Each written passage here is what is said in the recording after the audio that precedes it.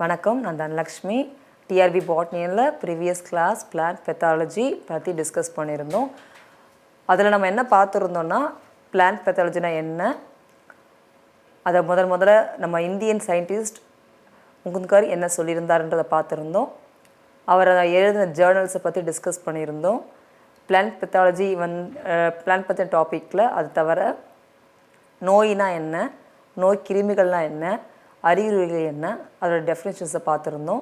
ஒரு ஹெல்த்தியான பிளான்ட் எப்படி வளரணுன்றதை பற்றியும் ப்ரீவியஸ் கிளாஸில் நம்ம டிஸ்கஸ் பண்ணியிருந்தோம். இப்போ அதோட தொடர்ச்சியாக pathogenesis is a chain of events that lead to development of டிசீஸ்ன்றதை பற்றி டிஸ்கஸ் பண்ணுறோம். What is pathogenesis?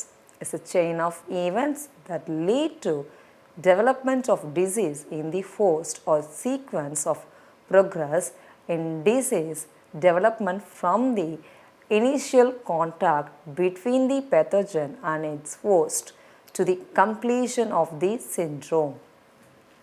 This is the definition for the pathogenesis. அப்படின்னா என்னென்னா, இது ஒரு செயின் ஆஃப் ஈவெண்ட்னு சொல்கிறாங்க, கண்டினியூவாக நடக்குன்றாங்க. அது ஒரு ஒரு நோய் கிருமி ஒரு பிளான்ட்டை தாக்குது, எடுத்த உடனே போய் அதை அஃபெக்ட் பண்ணி அந்த பிளான்ட்டையை கம்ப்ளீட் டெஸ்ட்ராய் பண்ண முடியாது. கொஞ்சம் கொஞ்சமாக அது க்ரோத்தை என்ஹான்ஸ் பண்ணி கொஞ்சம் கொஞ்சமாக தான் அந்த பிளான்ட்டோடைய ஆக்ஷன் எல்லாத்தையுமே ஸ்டாப் பண்ணும். So it's a chain of events. கண்டிப்பாக ஆமாம், இது ஒரு செயின் ஆஃப் ஈவெண்ட்ஸ் தான். அது என்ன பண்ணும்? டெவலப்மெண்ட் ஆஃப் டிசீஸ், கொஞ்சம் கொஞ்சமாக நோயை வளர்ச்சியோட செய்யுது. யார்கிட்ட? ஹோஸ்டில். எப்படி? Sequence of progress, disease development. ஒரு ஹெல்த்தி டெவலப்மெண்ட் வேர்டை விட்டுட்டு இப்போ நம்ம எப்படி போகிறோன்னா டிசீஸ் டெவலப்மெண்ட். இந்த டிசீஸ் டெவலப்மெண்ட் சொல்லும் போது முதல்ல நோய் கிருமி தன்னுடைய பாப்புலேஷன், தன்னுடைய தொகை, அதாவது அது நம்பர் ஆஃப் ப்ராஜனியை இன்க்ரீஸ் பண்ணணும். அது அதிகமாகும் போது தான் தாக்குதலும் அதிகமாக இருக்கும். ஒரு பாக்டீரியா போயிட்டு ஒரு பிளான்ட்டை போய் அஃபெக்ட் பண்ண முடியாது. அப்போது காலனாஸ் ஆஃப் பாக்டீரியா, ஒரு தொகுப்பாக இருக்கிற பாக்டீரியாவெல்லாம் ஒன்றா சேர்ந்து அது இன்ஃபெக்ட் பண்ணும்போது என்ன அவங்களுக்கு அதோடைய இன்ஃபெக்ஷன் ஒரு தாவரத்தோடைய ஒரு செல்லில் நடைபெறாது, அந்த தாவர இலையுடைய பல செல்லில் நடைபெறும். நான் பேசுகிறது ஒரு இலையில் மட்டும்தான். ஒரு இலையில் ஒரு பகுதியில் ஒரு செல்லில் மட்டுமே காலனி ஆஃப் ஒரு பாக்டீரியா இருந்ததுன்னா அங்கே இருக்க எல்லா செல்லுகளையுமே தாக்கத்தை ஏற்படுத்தும். நம்ம ஒரு சின்ன ஒரு பகுதியில் மட்டும்தான் அந்த இலையுடைய மாற்றங்களை பார்க்குறோம். ஒன்று அந்த லீஃப் கீழே கேர்ள் ஆகும், இல்லைனா அந்த லீஃபில் அங்கங்கே உங்களுக்கு பிக்மெண்ட்டே இல்லாமல் பார்க்குறோம். அப்போனா என்னது? எங்கெல்லாம் பிக்மெண்ட் இல்லையோ நீங்கள் என்ன புரிஞ்சுக்கணும்னா அங்கெல்லாம் செல்ஸ் அஃபெக்ட் ஆகிருக்குன்னு அர்த்தம். அங்கே இருக்க மில்லியன்ஸ் ஆஃப் செல்ஸ் அஃபெக்ட் ஆகிருக்குன்ற நம்ம புரிஞ்சுக்கணும். அப்போ அந்த மில்லியன்ஸ் ஆஃப் செல்ஸ் அஃபெக்ட் ஆகுதுன்னா it is what? Progress in disease development. அதான் அர்த்தம். ஒரு சின்ன புள்ளியாக நம்ம கண்ணுக்கு முதல்ல தெரியும் அந்த இலையில். அந்த சின்ன புள்ளி கொஞ்சம் கொஞ்சமாக பெருசாகுது. அப்போ என்ன? Disease development. Progress in disease development from the initial contact between the pathogen and its host. எப்படி கான்டாக்டில் இருக்காங்க? நான் நிறைய பாப்புலேஷனில் இருக்கேன், நிறையா இருக்கேன் பாக்டீரியா. அப்போ என்னோடய இன்ட்ராக்ஷன் கொஞ்சம் இன்னும் நிறையா அதிகப்படுத்துகிறேன், என்னோடய இன்ட்ராக்ஷன் அதிகமாகிடுச்சு. அப்போது ஒரு நோய் கிருமிக்கும் ஒரு தாவர செல்லுக்குமே எவ்வளோ இன்ட்ராக்ஷன் அதிகமாகிட்டே போதோ அப்போது டிசீஸோடைய விருலண்ட், அதாவது தன்மை அதிகமாகுதுன்னு அர்த்தம். அண்ட் எப்போ அதோடய இன்ட்ராக்ஷன் அதிகமாகுதோ அது சிண்ட்ரோம், அறிகுறியாக மாறும். Comes of the syndrome. Now சைன்னா என்ன?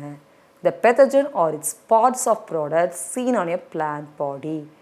What is symptom? The external or internal reactions or alternations of a plant as a result of a disease. So இதோட டெஃபினேஷன் கண்டிப்பாக தெரிஞ்சுருக்கணும். பெத்தஜெனிஸ்னால் என்ன, சைன்னா என்ன, அண்ட் சிம்டம்ஸ்னால் என்ன. இப்போது அறிகுறி நம்ம சொன்னது தான். நோய்க்கிருமிக்கும் அதன் பரவலுக்கும் இடையிலான ஆரம்ப தொடர்பு முதல் நோய்க்குறியின் இன்றைய வரை உள்ள அந்த வளர்ச்சியை நம்ம என்ன சொல்லணும்? பேத்தோஜெனிசிட்டின்னு சொல்லணும். அது ஒரு செயின் மாதிரி போகணும்னு ஆல்ரெடி சொல்லிட்டேன். ஓகேவா? ஸோ அறிகுறி என்ன? சைன். ஒரு நோயின் விளைவாக தாவரத்தின் வெளிப்புற அல்லது உள் எதிர்வினைகள் அல்லது மாற்றங்கள். வெளியே நமக்கு என்ன தெரியுது? அந்த செல்லுடைய அந்த பிக்மெண்ட்ஸ் தெரியலை. அப்போ உள்ளெல்லாம் நடந்திருக்கணும். உள்ளே அங்கே பிக்மெண்ட்ஸே இல்லைன்னு அர்த்தம். ஸோ அப்போ பிக்மெண்ட் மட்டும் தான் எடுக்கிறது வேலையா? இல்லை. ஒரு பிளான்ட்டுக்கு ஒரு பிளான்ட் செல்லில் எது இருந்தால் அது சதவீதம் நம்ம சொல்ல முடியும். ஒரு பிளான்ட்டில் அதோடய குளோரோபிளாஸ்டில் அதோட பசுங்கணிகத்தில் குளோரோஃபில் பச்சைய நிறமிகள் இருந்தால் மட்டும்தான் நம்ம அதை நம்ம என்னவா எடுத்துக்க முடியும்? ஆக்டிவாக இருக்க ஒரு செல்லும் எடுத்துக்கலாம். ஏன்னா அது கண்டினியூ அதுக்கான உணவை தயாரிக்கணும், உளிச்சிக்கல ஈடுபடணும். இப்போ அந்த செல்லில் அந்த நிறைமையே இல்லைன்னா முதல்ல தெரிஞ்சுக்கலாம் அது டிசீஸ் அஃபெக்ட் ஆகிடுச்சு. அண்ட் சம்டைம்ஸ் பிக்மெண்ட் இருக்குது, ஆனால் அந்த லீஃப் கேர்ள் ஆகிடுச்சு. இப்போ அனதர் சைன், அனதர் அறிகுறி. அப்போ என்ன ஆகுதுன்னா நம்ம பச்சையை மட்டும் இழக்கிறோம், அது மட்டும் அறிகுறி இல்லை. ஏன்னா சில பிளான்ட்டை தாக்கக்கூடிய நோய் கிருமிகள் டேரெக்டாக போய் குளோரோபிளாஸ்டில் இருக்க பிக்மெண்ட்டை முதல்ல அஃபெக்ட் பண்ணும். சில நோய் தாக்கக்கூடிய உயிரினங்கள் என்ன பண்ணணும்னா அந்த பிக்மெண்ட் அப்படியே இருக்கும், பட் அதோட வளர்ச்சியை பாதிக்கும். ஸோ ஒரு நோய் கிருமியானது எந்த நிலையிலையும் எதை வேணாலும் பாதிக்கக்கூடியதாக இருக்கும். அப்போ எதை எப்படி பாதிக்குதோ அதை பொறுத்து அதோடைய நோய்க்கு நம்ம பல பெயர்களை கொடுக்குறோம். அப்போ அறிகுறி என்பது ரொம்ப முக்கியமான ஒரு விஷயம் நீங்கள் தெரிஞ்சுக்கணும். ஒரு நோயின் விளைவாக ஒரு தாவரத்தை வெளிப்புற அல்லது வெளிப்புறம் சொன்னால் பிக்மெண்ட் லாஸ்ட், பச்சை நிறம் இல்லை, அது ஒரு அறிகுறி. அந்த லீஃப் கீழே கேர்ள் ஆயிருக்கு, அது ஒரு அறிகுறி. இது எல்லாமே வெளிப்புறம். அப்போ உள்ளேயும் எதிர்வினைகள் அல்லது மாற்றங்கள்னா உள்ள நார்மலாக நடக்கக்கூடிய எந்த மெட்டபாலிக் ஆக்டிவிட்டியும் நடக்காது. வேண்டாம், அது நார்மலாக அதுக்குள்ளே இருக்க வேண்டிய அந்த பச்சை இருக்காது. இது ஒரு வகையான அறிகுறிகள். அடுத்தது life cycle of plant disease. ஒரு பிளான்ட்டில் ஒரு மைக்ரோப்ஸ் லைக் எ பாக்டீரியாவாக இருக்கட்டும், இல்லை வைரஸாக இருக்கட்டும், இல்லைனா ஒரு ஃபங்கையாக இருக்கட்டும், பூஞ்சுகள், இது எல்லாமே நோய் உருவாக்கணும்னா if it cause the disease, how does this pathogens enter into the plant? It's not easy to enter into the plant. First என்ன ஆகும்னா that bacteria need to break down the cell wall, because first entry எங்கன்னா செல் வால் தான். ஏன்னா செல் வால் எல்லா பேத்தஜனையும் உள்ளே அனுப்புனா, ஏன்னா செல்லோட character என்னென்னா இட் பெர்மியபிள், அது எல்லாத்தையுமே ஊடுருவ விடும். அது மாலிகூல்ஸாக இருக்கட்டும், மூலக்கூறாகட்டும், இல்லை சிறிய அணுக்களாக இருக்கட்டும், நீராக இருக்கட்டும், எதை வேணால் உள்ளே அவ்வளோ பண்ணுறோம். யார்? செல்வால். ஸோ நமக்கு ப்ரொடக்ஷன், ஒரு பிளான்ட்டோட ப்ரொடக்ஷன் பிளான்ட் செல்வால் கிடையாது. It allows easily. அப்போது ஒரு பாக்டீரியாவில் என்ன பண்ண, முதல் பாக்டீரியோட வேலை, ஒரு வைரஸோட வேலை, ஒரு ஃபங்கஸோட வேலை, முதல்ல அதை செல்வால் பிரேக் பண்ணணும். அந்த செல்வால் பிரேக் பண்ணுறது ஏன் அந்த அளவுக்கு ஒரு சுலபமான விஷயமா இருக்கிற காரணம் அதோடைய செல்லுலோஸ்ட், அதோடைய குளுக்கோஸ் மூலக்கூறுகள். இப்போ செல்வால் பிரேக் பண்ணிடுச்சு, அடுத்தது எங்கே போகணுமோ உள்ள பிளாஸ்மா மெம்பரேன். இந்த இடத்துல தான் அந்த பிளான்ட்டை கொஞ்சம் டைம் எடுத்து அதை ஒர்க் பண்ணுற மாதிரி இருக்கும். பிகாஸ் இது செலக்டிவ்லி பெர்மியபிள் மெம்பரேன். ஈவன் அந்த microscopic organism can able to destroy the plasma membrane. அது எளிதில் அந்த பிளாஸ்மா சவ்வுகளை உங்களுக்கு அதாவது அதோடைய பிணைப்புகளை உடைக்கும் தன்மையை பெற்றுள்ளது. ஸோ அப்போ இதில் என்ன தெரிஞ்சுக்கிறோன்னா, ஒரு உயிரி வெளியிருந்து ஒரு உயிரி வருதுன்னா அந்த உயிரி என்ன பண்ணணுமா, முதல்ல என்ட்ரிக்கு தெரியணும், உள்ளே எப்படி என்ட்ரி ஆகணுன்றது. அப்போ பாக்டீரியாவாக இருக்கட்டும், இல்லை வைரஸாக இருக்கட்டும், இல்லைன்னா உங்களுக்கு பூஞ்சையாக இருக்கட்டும், எது ஒன்றுமே என்ன பண்ணணும்னா உள்ளே என்ட்ரி ஆகணும். அப்போ என்ட்ரி ஆகுதுன்னா நான் ஆல்ரெடி சொன்ன மாதிரி தான், அது தண்டு பகுதியில் பாதிக்கலாம், இல்லைனா உங்களுக்கு அது இப்போ வேறு பகுதியை பாதிக்கலாம், இல்லைனா உங்களுக்கு இலைப்பகுதியில் பாதிக்கலாம். அதிகப்படியான ஏன்னா கனிகளையும் பாதிக்கும். அதிகமான ஒரு நோய் தரக்கூடியது என்னென்னா இலைப்பகுதி. அதுக்கப்புறம் வெஜிடபிள்ஸ் பார்த்திங்கன்னா நிறைய பாதிக்கும். ஸ்டெம்மை விட அதிகம் பாதிக்கிற இடம் எங்கன்னு பார்த்தீங்கன்னா லீஃபும் வெஜிடபிள்ஸ் வந்து அதிகமாக இருக்கும். இப்போ நம்ம லைஃப் ஆஃப் பிளான்ட் டிசீஸை பொறுத்தவரை லீஃபை பற்றி பார்க்க போகிறோம். அதுக்கப்புறமா ஸோ இந்த மெயின் இதே மெத்தடில் தான் உங்களுக்கு பார்த்திங்கன்னா உங்கள் ஸ்டெம்மும் அஃபெக்ட் ஆகிறத நம்ம பார்க்க போகிறோம். எக்ஸாக்டாக ஒரு பிளான்ட், அது வைரஸ் இருக்கட்டும், பாக்டீரியா, இந்த டயக்ராம் பாருங்கள். First infection of leaf and vascular tissues and then what via hydathode. உங்களுக்கு தெரியும் ஹைடத்தோட்னா என்னன்னு. ஒரு சின்ன வாட்டர் வந்து ரிலீஸ் ஆகுது, 2 மெத்தடில் வாட்டர் ரிலீஸ் ஆகும். அதிகமான வாட்டர் இருந்ததுன்னா உங்களுக்கு எப்படி ரிலீஸ் ஆகும்னு பார்த்தீங்கன்னா 2 மெத்தட். ஒன்று டிரான்ஸ்பிரேஷன், நீராவி போக்கமாக நடைபெறும். இன்னொன்று வந்து பார்த்திங்கன்னா உங்களுக்கு ரூட் ப்ரெஷர் மூலயமா. அந்த ரூட் ப்ரெஷர் மூலயமா அதிகமான வாட்டர் வெளியே ரிலீஸ் ஆகி போகுதுன்னா அந்த வாட்டர் இலையிலேருந்து ரிலீஸ் ஆகிறதுனால ஒரு சின்ன போர், அது சின்ன ஒரு சிறு துளைன்னு சொல்லலாம். அந்த துளைக்கு நம்ம கொடுக்குற பேர் தான் ஹைடத்தோட்ஸ். அப்போ ஹைடத்தோட்ஸ் ஒரு இலையின் முனையில் காணப்படக்கூடிய ஒரு சிறு துளை, அதன் வழியாக வெளியேறக்கூடிய அந்த நீராவியை நம்ம என்ன ரூட் ப்ரெஷர் மூலமாக வெளியேறக்கூடிய அந்த நீருக்கு நம்ம கொடுக்குற ப்ராசஸ்க்கு பேர் நீர் வடிதல். புரிஞ்சது? ரொம்ப ரொம்ப முக்கியம். அப்போ எக்ஸாக்டாக ஒரு இன்ஃபெக்ஷன் நடக்கக்கூடிய, அதாவது நோய் தாக்கக்கூடிய இடமா இருப்பது எதுன்னு பார்த்தீங்கன்னா இந்த ஹைடத்தோட். அதாவது ஹைடோன்றது தான் ஒரு செல் கிடையாது, அதை ஞாபகத்துக்கு வச்சுக்கணும். ஸ்டொமேட்டா ஒரு செல் கிடையாது. ஸ்டொமேட்டா வந்து பார்த்திங்கன்னா It is a small pore. Stomata is a small pore. Stomata என்பது ஒரு சிறு துளை, அது ஒரு செல் கிடையாது. ஹைடத்தோடு என்பது ஒரு சிறு துளை, அது செல் கிடையாது. அப்போ அந்த துளையை உருவாக்குது யார்? இதான் கொஸ்டின். அப்போ ஸ்டொமேட்டா துளை உருவாக்குது யார்? காப்பு செல்கள், காட் செல்ஸ். அதே மாதிரி இலையில் துளை உருவாக்குறது, அந்த ஹைடத்தோட துளை உருவாக்குது யாருன்னு பார்த்தீங்கன்னா வெயின்ஸ். நிறைய வெயின்ஸ் ஃபுல்லாக இருந்தாலும் அந்த எண்ட் பாயிண்ட், இலை முடியுது பார்த்தீங்கன்னா, அந்த இடத்துல இருக்கக்கூடிய அந்த வெயின்ஸ், அந்த பகுதியில் இருக்க அந்த துளை பகுதி. அப்போ வெயின்ஸ்னால் வர்றதான் ஒரு துளை எங்கன்னா லீஃபில். அப்போது ஹைட்ரோதோட் இட்ஸ் நாட் ஏ செல் கிடையாது, நல்லா ஞாபகத்துக்கு வச்சுங்க, ஒரு சிறு துளை போர்னு நம்ம சொல்லலாம். அப்போ excess of water 2 method release ஆகும் ஒரு பிளான்ட்ல இருந்து. ஒன்று கட்டேஷன் மெத்தட், நீர் வடிதல். 2வது டிரான்ஸ்பிரேஷன், நீராவி போக்கு. ரெண்டுமே வந்து பார்த்திங்கன்னா லீஃபாக இருந்தாலுமே ஒரு சைட்டு லீஃபில் வந்து ஹைடத்தோடு வந்து அதோட இலையின் முனைப்பகுதியில் இருக்குது, அது கட்டேஷன். டிரான்ஸ்பிரேஷன் ஸ்டொமேட்டா, அது லோயர் எபிடர்மிஸ். அப்போ லோயர் எபிடர்மஸில் இருக்க ஸ்டொமேட்டா மூலியமாக நீரானது வெளியே தள்ளப்படுகிறது, அது வாட்டர் வேப்பர், ஒரு நீர் ஆவியாதல் மூலமாக. ஆனால் ஒரு இலையின் முனைப்பகுதியில் இருந்து, அதாவது ஹைட்ரஜன் வெளியேக்கூடிய நீர் லிக்விட் ஃபேஸ்லேயே ரிலீஸ் ஆகும். இதுவும் கொஸ்டின் கேட்பாங்க. ஸோ லிக்விட் ஃபேஸில் எக்ஸஸ் வாட்டர் ரிலீஸ் ஆனால் அந்த ப்ராசஸ் பேர் கட்டேஷன், நீர் வடிதல். அது ஒரு கேஷியஸ் ஃபார்மில் எக்ஸஸ் ஆஃப் வாட்டர் ரிலீஸ் ஆகுனா அதுக்கு நம்ம கூட டிரான்ஸ்பிரேஷன், அது நடக்கக்கூடிய இடம் ஸ்டொமேட்டா, அதாவது லோயர் எபிடர்மிஸ். அது லோயர் எபிடர்மிஸ், இது இலையினுடைய முனைப்பகுதி. அப்போ ஒரு நோய் தாக்கிறதுக்கு அடிப்படையிலே இந்த நோய் கிருமிகள் எந்த இடத்துல வழியாக போகணும்னா அதுக்கு போர் தானே வேணும் சொல்லிட்டுனா இல்லையா. Like now it use it's pore. So some of the microorganisms can able to break down that cell wall, but most of the organisms penetrate through the hydatodes. அந்த துளையின் வழியாக ரொம்ப சுலபமாக உள்ளே புகுந்து விடும். ஃபர்ஸ்ட் நீங்கள் தெரிஞ்சுக்கணும், மைக்ரோப்ஸ் எப்படி உள்ளே என்ட்ரி ஆகுது? by this region via hydathode. I think you understand very clear. Very important one, that is hydathode.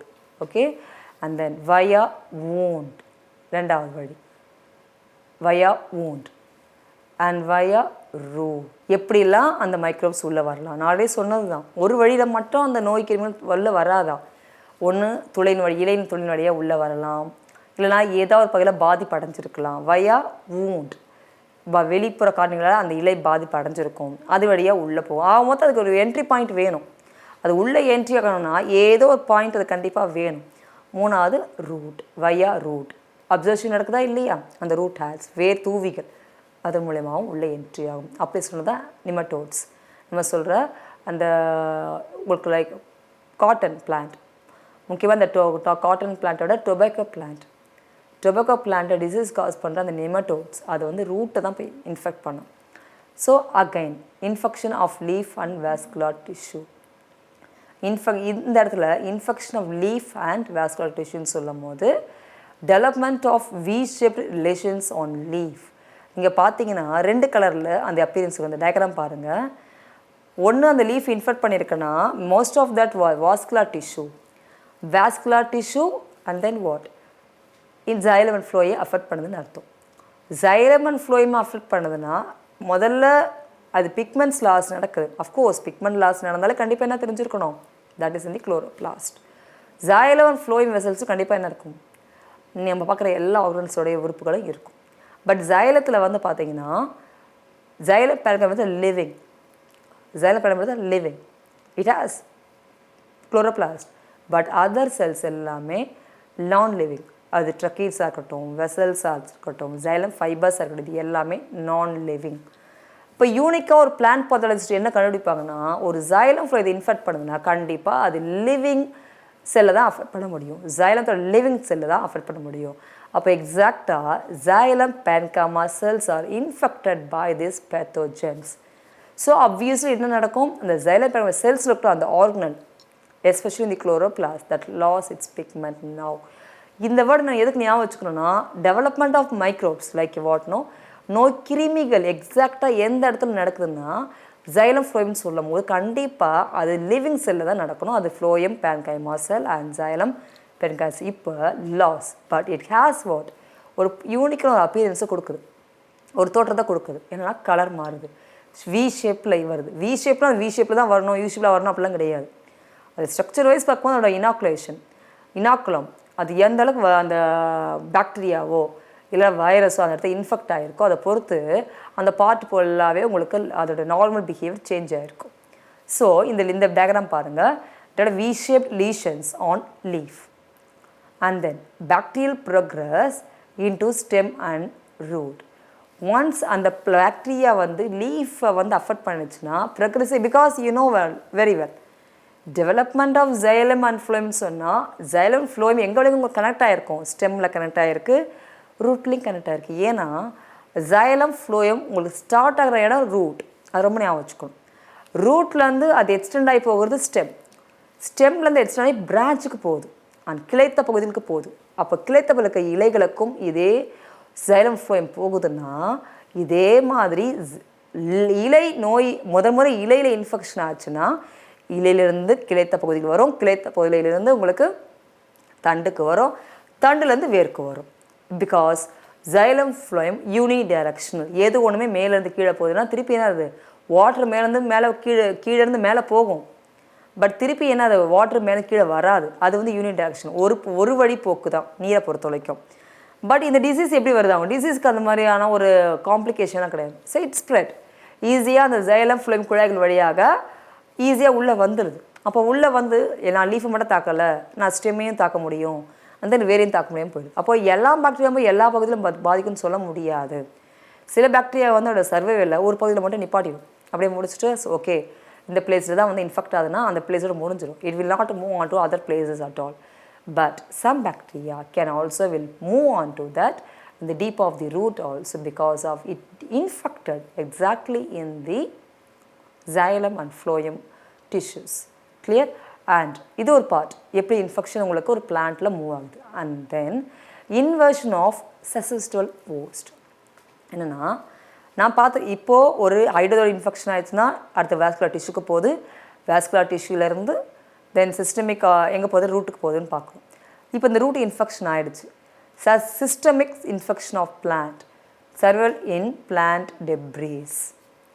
இப்போ இந்த இன்ஃபெக்ஷனான அந்த பிளான்ட்டு வில்ட் ஆகுது, எல்லாம் காஞ்ச சருகா கீழே விழுந்துருது. இப்போ அதை நம்ம டெப்ரீஸ்ன்னு சொல்கிறோம். ஸ்டில் அந்த டெப்ரீஸ் யார் இருக்காங்களா, பாக்டீரியா இருக்கும். Very important.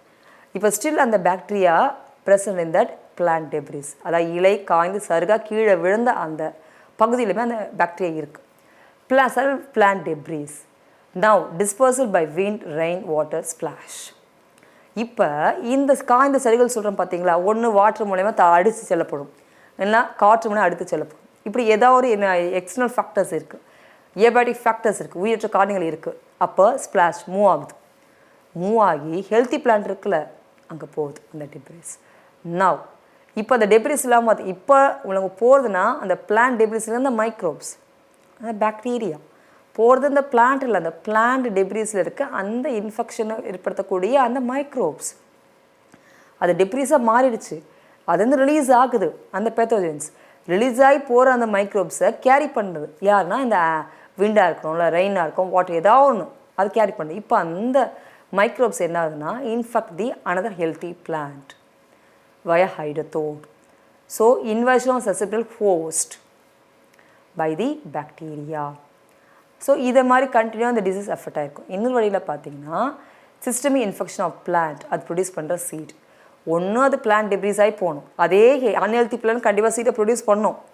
அந்த சீடு கீழே விழுது, இன்ஃபெக்டட் சீட், அந்த சீட்லேருந்து நியூ பிளான்ட் வருது. அப்போ நியூ பிளான்ட்டும் இன்ஃபெக்டட் பிளான்ட்டாக தான் இருக்கும், அதுவும் டிசீஸ் அஃபெக்ட் பண்ணால் பிளான்ட்டாக தான் இருக்கும். அப்போ ஒரு லைஃப் சைக்கிளில் ஒரு பிளான்ட் டிசீஸ் வருதுன்னா அதோடைய என்ட்ரி பாத்வே யார், அண்ட் தென் என்ட்ரி அது ஒரு சிஸ்டமிக்காக ஏன் கொண்டு போகுதுன்னா அது பிளான்ட் டெப்ரீஸாக மாறியும் அதோட மைக்ரோப்ஸை ரிலீஸ் ஆகுது, அதுலேருந்து இந்த பிளான்ட் டெப்ரீஸ் மைக்ரோப்ஸ் ரிலீஸ் ஆகுது. ஸோ அது ஹெல்த்தியே பிளான்ட்டே இன்ஃபெக்ட் பண்ணுது. ஸோ சிஸ்டமிக்காக நடக்குது.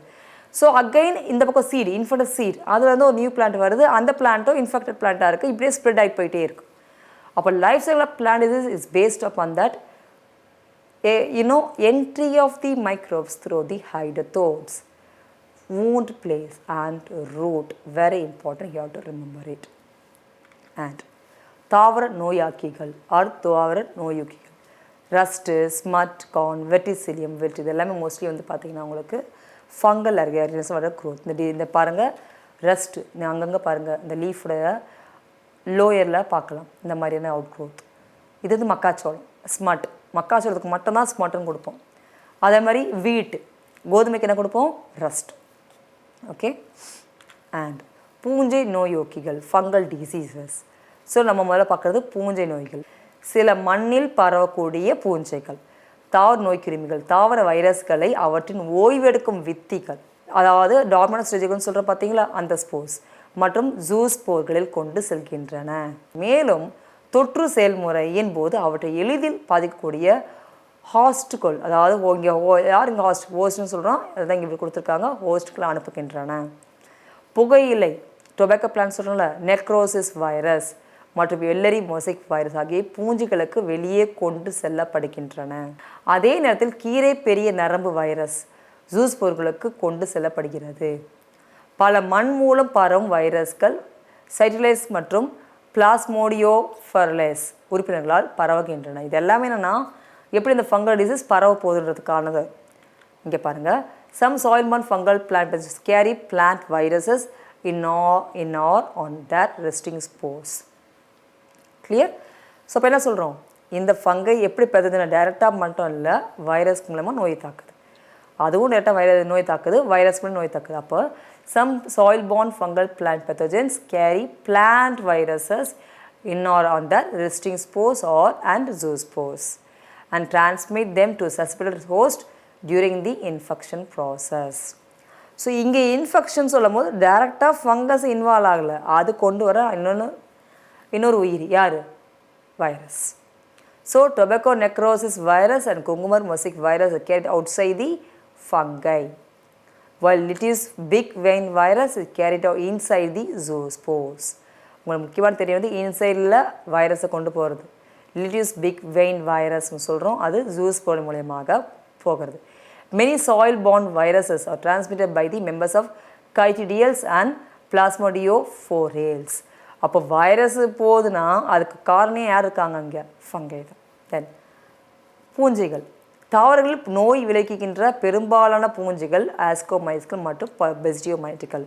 எப்படி ஒரு பூஞ்சை டைரெக்டாக நோயை தாக்காமல் ஒரு வைரஸ் உள்ளே என்ட்ரி ஆக்கிறதுக்கும் ஹெல்ப் பண்ணுதோ, லைக்வைஸ் டைரெக்டாகவே உங்களுக்கு சில பூஞ்சைகள் நோயை தரக்கூடியதாக இருக்கின்றது. ஸோ அந்த நோய் தரக்கூடிய 2 வகுப்பு நம்ம எடுத்துக்கணும்னா ascomycetes and then what basidiomycete. So பூஞ்சை தாவர இனத்தை நோய் தரக்கூடியது ஆஸ்கோமைசிட்ஸ் மற்றும் basidiomycetes. Fungal disease in grape leaf. பார்த்திங்கன்னா லீஃபுடைய அந்த இடத்துல நிறைய பேச்சஸாக உங்களுக்கு இருக்குது பாருங்கள் டயக்ராமில். Downy mildew on upper and lower surface of grape leaf. திராட்சையில் பூஞ்சைகளாக ஏற்புடைய நோய்களை முதல்ல நம்ம பூஞ்சைகள் வந்து ஒரு ஒட்டுண்ணி, அதனால் தாவரங்களில் ஒட்டுண்ணிகளாக வாழ்ந்த நோயை உண்டு பண்ணுகின்றன. ஏன் ஒட்டுண்ணி தானே, அதுக்கு உணவு வந்து டெட்டால்மெண்ட்ஸ் தான் வாழும்னு சொல்லிட்டேன். பெரும்பாலான பூஞ்சைகள் உயிரற்ற காலங்களில் உயிர் வாழும், ஆனால் சில பூஞ்சைகள் உயிருள்ள காலங்களில் உயிர் வாழ்ந்து தனக்கான உணவை எடுத்துக்கொள்ளும். அப்போ ஒட்டுண்ணியாக பேராசிட்டிக்காகவும் இருக்குது. ஸோ ஒட்டுண்ணிகளாக வாழ்ந்து நோயை உண்டு பண்ணுகின்றன பூஞ்சைகள். இலையின் புள்ளிகள் சின்ன டாட்ஸ் மாதிரி அங்கங்கே டாட்ஸாக வரும். துளைகள், ஸ்கருகள், சாம்பல் நிற படிவம், துரு வடிவம், செடி வாடுதல், நாட்டு அழுகல் உங்களுக்கு டீக்கே ஆகிறது மற்றும் தாவர வேறு அழுகல் முதலிய அறிகுறிகள் பூசணங்களால் தோன்றுகிறது, அதாவது பூஞ்சைகளால் தோன்றுகின்றது. அதே மாதிரி பார்த்திங்கன்னா பூஞ்சை கொல்லிகள் வந்து மாற்றோம் பிற விவசாய முறைகளை பயன்படுத்தும் மூலம் நம்ம என்ன பூஞ்சைகளை தடுக்க முடியும். இதெல்லாம் ஒரு என்னென்னா அதோடைய அந்த பூஞ்சை எப்படி வந்து ஒரு உங்களுக்கு இலையை பாதிக்குது, இல்லை தண்டை பாதிக்குது, இல்லை வேரை பாதிக்குதுன்னு சொல்கிறதுக்கான அது வடிவம் ஒன்று புள்ளியாக தெரியுதா, இல்லை துளையாக தெரியுதா, கருகலாக தெரியுதான்றது. And then bacterial diseases. Bacterial டிசீஸை பொறுத்தவரைக்கும் என்ன ஞாபகத்துக்கு வச்சுக்கிறோம்னா mostly that affect the what leaf. Okay, அது அஃபெக்ட் பண்ண என்னன்னா லைக் ஏ டியூமர் மாதிரி சின்ன கால் ஃபார்ம் பண்ணும், crown gall and fire blight form. பாக்டீரியத்தில் வந்து பார்த்தீங்கன்னா தவறுன்னு பொதுவான பாக்டீரியா நோய்கள் வந்து தான் பாக்டீரியம் இலைப்புள்ளி. பொதுவாக ஒரு பாக்டீரியா இன்ஃபெக்ட் பண்ணது ஒரு பிளான்ட்டை அப்படின்னா எந்த இடத்த அஃபெக்ட் பண்ணோன்னா இலைகளை. ஸோ அந்த நோய்க்கு போய் இலைப்புள்ளி நோய் ஸ்பாட். பாக்டீரியா இலைப்புள்ளி, கிரீடம் பித்தப்பை மற்றும் what the blight, the blight of potato disease சொல்கிறோம்ல, தி பிளைட் அந்த word blight and then leaf spot, crown gall, இந்த வேர்டு எல்லாமே நம்ம யாருக்கு பயன்படுத்துவோம்னு பார்த்தீங்கன்னா பாக்டீரியா நோய்களுக்கு பயன்படுத்துவோம். இந்த பிக்சரை பாருங்கள். photograph of a tree showing galls caused by agrobacterium. agrobacterium ஒரு பாக்டீரியா, அது உங்களுக்கு டிசீஸ் காஸ் பண்ணுது அந்த பிளான்ட்டில். fire blight of apple caused by Yervina amylovora. So fire blight of apple பிளான்ட்டில் உங்களுக்கு டிசீஸ் காஸ் பண்ணுற ஒரு பாக்டீரியா எர்வீனியா அமைலோவோரா. பாக்டீரியா லீவ் ஸ்பாட், புள்ளிகள் தமிழில் சொல்கிறோம் அதான். Bacteria infected with bacteria leave spot with developed dark colored water soaked spots that are accompanied by encasing yellowing halos. ஓட்டையாக இருக்கிறது அங்கங்கே எல்லா இடத்துல எல்லோவாக உங்களுக்கு பாருங்கள். அவுட்டரில் ஒரு கலரும் உள்ள இன்னர்லேயும் ஒரு மாதிரியும் இருக்கும். அண்ட் தென் ஃப்ரூட்ஸை பாருங்கள். சிட்ரஸ் கேன்கர் லீஷன்ஸ், இது எல்லாமே லீஷன்ஸ். சிட்ரஸ் கேன்கர், இந்த கேன்கர் வேர்டு பாக்டீரியா மட்டும் தான் நம்ம யூஸ் பண்ணுவோம். எலுமிச்சை பழத்தில் ஏற்படுத்தக்கூடிய நோய் தரப்படைய அந்த பாக்டீரியாவுக்கு பேர் சிட்ரஸ் கேன்கர் டிசீஸ் நேமு. அந்த பாக்டீரியா வந்து பார்த்திங்கன்னா ஜாந்தோமோனாஸ் சிட்ரை. ஸோ ஜாந்தோமோனாஸ் சிட்ரை, இந்த டயக்ராம் பாருங்கள். ஜாந்தோமோனாஸ் சிட்ரைன்னு சொல்கிற அந்த பாக்டீரியா அந்த எலுமிச்சை பழத்தோடைய ஃப்ரூட்டை மட்டும் பாதிக்கல, அந்த இலைகளையுமே பாதிக்குது. இலையில் பார்த்தா அங்கங்கே ஸ்பாட்டாக இருக்குது, லீவ் ஸ்பாட் டிசீஸ். அதன் தொடர்ச்சியாக அந்த ஃப்ரூட்டையும் பாதிச்சிருக்கு. ஃப்ரூட்டில் உங்களுக்கு டிசீஸ் வந்தால் நம்ம கொடுக்குறோம் citrus canker disease. Citrus plant disease பேர் சிட்ரஸ் கேன்கர். நோயை தரக்கூடிய அந்த உயிரினத்துக்கு பெயர் சாந்தோமோனாஸ் சிட்ரை பாக்டீரியா. பாருங்கள், ஒளி வட்டத்துடன் இருக்கும். அதை வெளி வட்டத்தில் இருக்கும். உள்ளே பார்த்தீங்கன்னா சின்ன லைட் டார்க்கிஷ் கலரில் இருக்கும். லைட் டார்க்கிஷ் கலரில் இருக்கும். ஸோ இலைப்புள்ளிகள் லீவ் ஸ்பாட் பாக்டீரியா இலைப்புள்ளிகளால் பாதிக்கப்பட்டால் கருமை நிறத்தில் நீரில் நனைந்த புள்ளிகளை உருவாக்கும். கருமை நிறத்தில் நீரில் நனைந்த புள்ளிகளை உருவாக்கும். அவை மஞ்சள் ஒளிவட்டத்துடன் இருக்கும். இதுதான் பாக்டீரியா இலைப்புள்ளியினுடைய ஒரு அறிகுறிகள். பாக்டீரியா லீவ் ஸ்பாட் டிசீஸோடைய அறிகுறிகள் என்ன ஞாபகத்தை வச்சுக்கணும்.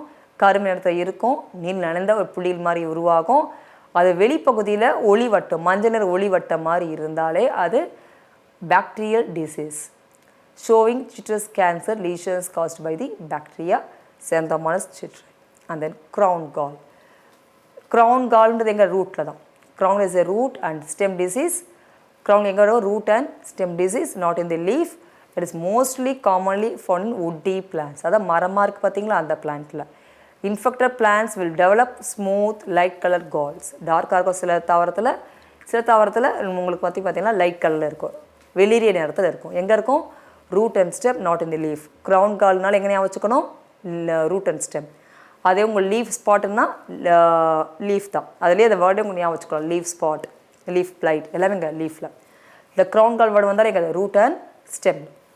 And then light colored galls on its root and stem. These formations inhibits the plant ability to transport nutrients. Of course, எந்த ஒரு பிளான்ட்டுமே வந்து அஃபெக்ட் ஆகுதுன்னா கண்டிப்பாக என்னது அதோடைய டிரான்ஸ்போர்ட் தான் முதல்ல அஃபெக்ட் பண்ணணும். நம்ம ஆல்ரெடி பார்த்தோம் இதெல்லாம் முக்கியம். ஒரு நார்மல் பிளான்ட் க்ரோ ஆகணும்னா அது வந்து உங்களுக்கு நார்மல் செல் டிவிஷன் பண்ணணும்னு சொன்னேன், அதோட ஃபுட் ஒளிச்சேர்க்கை ஈடுபடணும்னு சொன்னேன், தென் டிரான்ஸ்போர்ட் ப்ராப்பராக இருக்கணும்னு சொல்லியிருந்தேன். அதெல்லாம் இல்லைன்னா ஃபைனலாக மெட்டபாலிசம் இருக்காது, மெட்டபாலிசம் இல்லைன்னா ரிப்ரஷன் இல்லை. ஸோ இதெல்லாம் ப்ராப்பர். இதில் எது ஒன்று அஃபெக்ட் ஆனோ அந்த பிளான்ட் டிசீஸில் இருக்குன்னு அர்த்தம். அப்போ அந்த டிசீஸில் இருந்ததுன்னா அதாவது ஹெல்த்தி பிளான்ட்டாக க்ரோ ஆக முடியாது. ஸோ அப்போ இங்கே என்ன மீன் பண்ணுறோன்னா ஒரு க்ரௌன் கால் ரூட் ஸ்டெம்மையை போய் அஃபெக்ட் பண்ணதுன்னா infected plant will develop smooth light coloured like a stem and root place like a crown galls. இந்த ஃபார்மேஷன் என்ன பண்ணுன்னா பிளான்ட்டோடைய டிரான்ஸ்போர்ட் மெக்கானிசத்தை அஃபெக்ட் பண்ணும். டிரான்ஸ்போர்ட் மெக்கானிசம் என்ன நடக்கும்? நியூட்ரியன்ஸ் ரிலீஸ் ஆகும் அண்ட் தென் வாட்டர் மூவ் ஆகும். அப்போது ஒரு டிரான்ஸ்போர்ட் மெக்கானிசமே ஒரு க்ரௌன் கால் போய் அஃபெக்ட் இன்கிபிட் பண்ணுச்சுன்னா அந்த பிளான்ட் அதுக்கு நியூட்ரியன்ஸ் இல்லாமல் ஃபோட்டோசிந்தசிஸ் பண்ணவும் முடியாது, ஃபர்தர் டெவலப்மெண்ட்டும் நடக்காது. பிகாஸ் எல்லா ஃபங்க்ஷனுக்கும் கண்டிப்பாக என்ன பண்ணணும்? ரூட் அண்ட் ஸ்டெம் வழியாக வர அந்த நியூட்ரியன்ஸ் ரொம்ப ரொம்ப முக்கியம். ஸோ க்ரௌன் எதை அஃபெக்ட் பண்ணும்? Ability to transport nutrients and water. And இதுக்கு நம்ம என்ன கொடுறோம்? பித்தப்பை, கால் பித்தப்பைன்னு சொல்கிறோம். கால் பிளேடை நம்ம பார்த்துருப்போமா இல்லையா? பித்தப்பை. க்ரௌன் பித்தப்பை, க்ரௌன் கால் என்பது ஒரு வேர்மட தண்டு நோயாகும். இது பொதுவாக மரத்தால் ஆன தாவரங்களில் காணப்படுகிறது. பாதிக்கப்பட்ட தாவரங்கள் அதன் வேர்கள் மற்றும் தண்டுகளில் மென்மையான வெளிர் நிற பித்தப்பைகளை உருவாக்கும். இந்த வடிவங்கள் தாவரத்தின் ஊட்டச்சத்தை மற்றும் நீர் உங்களுக்கு கடத்தும் தன்மையை கொடுக்கறத நிறுத்திவிடும். ஸோ அப்போ ஊட்டச்சத்துக்களும் அனுப்ப முடியல, நீரும் உள்ளே போக முடியலன்னா அந்த பிளான்ட் அதோட மெட்டபாலிக் ஆக்டிவிட்டி செய்ய முடியாது. And then fire flight.